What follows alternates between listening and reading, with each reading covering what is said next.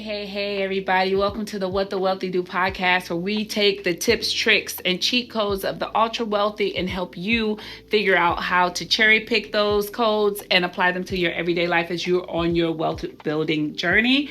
I am Stephanie Dorsey. I am your host, and I am the co-founder and CEO of Margins Capital. And at Margins, we believe that every woman and person of color should have access to an institutional quality portfolio of alternative investments. Welcome back. Today's episode, we are going to kind of round out the conversation we were having about tax mitigation strategies. If you remember the last 3 episodes, we gave you some of the most popular, by no means all of the strategies that the wealthy use to mitigate and keep more of what they have by mitigating their tax liabilities.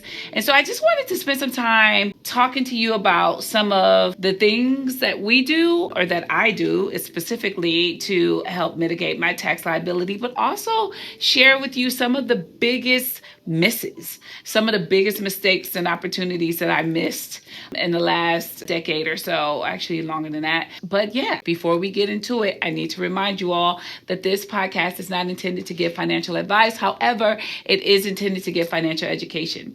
So let's jump into it. So first, I figured let's start with the missed opportunities. And there are 2 major missed opportunities I want to talk to you about today. The first one was I really played myself by not taking advantage of the crypto winter. And you're going to be like, some of you all might be like, tell me more. So in 2021, I got really excited. I'm like, yo, I need to be in crypto. I know I don't really understand it, but I need to be in crypto. And if you all remember, in 2021, there was a boom. And so I probably bought at the height of the market, but it really wasn't the height of the market. It was the height of the market for 2021, but it certainly ain't the height of the market in general. And so I jumped out there and I put $10,000 in Bitcoin and Ethereum, which is fine, right? But then I think it was probably 2022, crypto winter came. I bought in 2021. It was the height. Maybe it was 60, maybe it was 50. I'm not quite sure. Something like that. And $50,000 or something, or maybe $60,000 for Bitcoin. And next thing you know, my $10,000 was in the threes. Like, it was around $3,600 at its worst. And it was just like, okay, Stephanie. And the way that I got through it, I asked myself, do I believe that Bitcoin is over?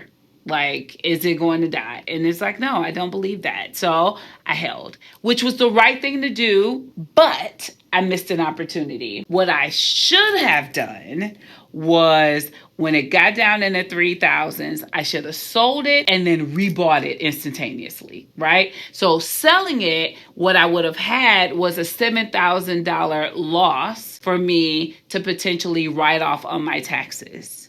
And I would have rebought it because I believed in it. And then obviously look where it is today, where Bitcoin is going for $100,000 and a coin. And then Ethereum is going for probably around $4,000 a coin, something like that the last time I checked. But I missed out on that opportunity of being able to write off that loss because I was so focused on not giving up and not acting emotionally. And frankly, I just didn't know. Right? And it's not even my bad. I didn't know. And so I say that to say is that you want to keep having conversations with people and you want to keep learning, because it's really difficult for us to know everything. It's really difficult. But that was an opportunity that I lost. That would have been a nice, tax break. It would have contributed to the write-offs that I need, because I am a 6-figure W-2 earner, and certainly I could have used that. The other thing that I missed out on, the other opportunity I really missed out on, and you could argue that I missed out on it back in 2004 and 2019, but let's just say I did it in 2004. So in 2004, I bought my first house as an adult.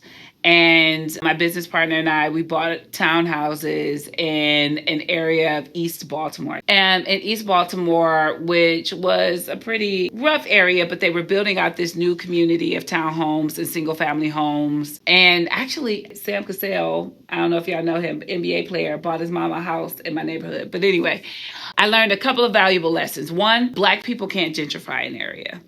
I know that's going to sound very provocative, but I really believe that. Like we can't, right? We're not going to bring the type of value, property value that comes when white people come in and gentrify an area. So that was one lesson. But what I should have bought, I was 25 and my best friend and I, we should have bought a multifamily unit apartment building, right? We could have went in together, bought a 4-unit, or we could have even separately bought a 4-unit, 2 4-units. And that way we would have had residual income. We didn't have to have the 3-story, 2,000 square foot townhouse. I mean, we were 25. Theoretically, we didn't have to have that kind of fancy of a footprint. And I missed that opportunity, especially, and that's important because at the time I knew that I had no intentions on staying there forever. Like, I didn't. It was going to be a potential rental property, but I learned another lesson where it's really difficult to make the economics work with new construction, renting it out, and then obviously in the neighborhood that I was trying to gentrify with my little black self. But really, I just missed the opportunity to buy a multifamily unit building, and then that would have been a wonderful potential vehicle for tax mitigation strategies going forward. Maybe I could have used bonus depreciation, all kinds of things I could have done. And then I say in 2019, because that's when I bought my family house that I lived in. And now, admittedly, I was a lot older. I had a kid. So could I have convinced my husband to live in a 2-bedroom apartment? I probably could not have.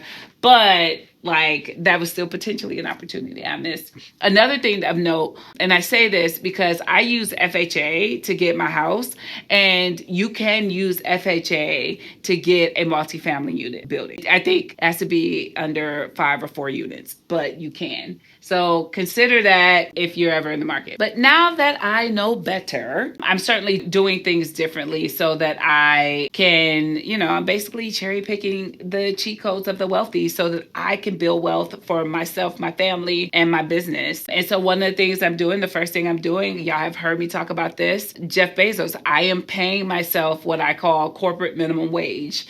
It's a little bit more than the $82,000 that Jeff Bezos made, but inflation. But I'm certainly not paying myself what I would want to be paid, or I'm not even paying myself half of what I was making when I left corporate America. And so I am being thoughtful about that. And then, so I talked a little bit about what we're doing at Margins Capital. And so Margins Capital is an investment firm. And while we invest in a portfolio of alternative assets, we've also created a holding company under the Margins Capital umbrella where we are doing private equity investments and we're buying and holding companies. And the first company that we bought is a medical spa. And we bought this company last year, and we are certainly taking advantage of the bonus depreciation where we had to buy a lot of equipment and make a lot of investments so that we can make Vita what it can be.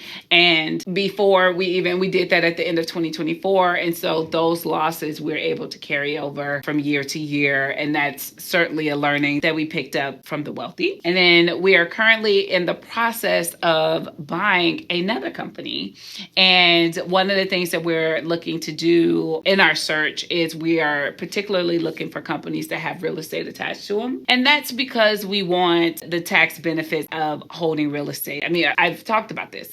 Not only do you get benefits from buying machinery and things like that, and you get interest expense write-offs and stuff like that, but there are additional benefits, tax mitigation benefits that you get from holding real estate. And we want to make sure that we have all of the tools available to us to build wealth, as well as make sure that the company is profitable. And that includes reducing our taxable liabilities. So that's it, actually. This is another short one, I think. I think what's important for you all, and what I really, really want you to take away is we need to normalize becoming students at this. And we need to normalize being okay with not knowing, because again, like I mentioned, the tax code is I think it's 4,000 pages, real talk. And if you're not a tax accountant or not a tax lawyer, why would you know? And why would you feel bad about not knowing? You wouldn't. The crypto thing I learned from my business advisor, who's also my best friend. And we were just happened to be talking, and I was talking about something else, and it came came up.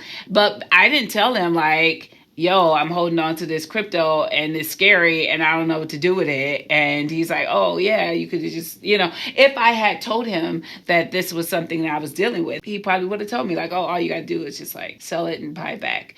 And unlike stocks where you have to hold, so if you sell something, you can't repurchase the stock within 30 days to get the tax benefit. Like crypto, there are no such rules. But again, we need to normalize being comfortable with not knowing and talking to people and learning from them, because it's just too much information for us to be responsible for knowing it all ourselves. The other thing I want you, a final note and a takeaway, is I want you to challenge yourself to think differently than how you were taught. Because if you weren't trained to think or taught to think like the wealthy, like you wouldn't necessarily know, and that's okay. It's not a bad thing. It's just we all start from where we start from, and it's our responsibility to not stay in that place. So just make sure you are open. Girl, life is hard.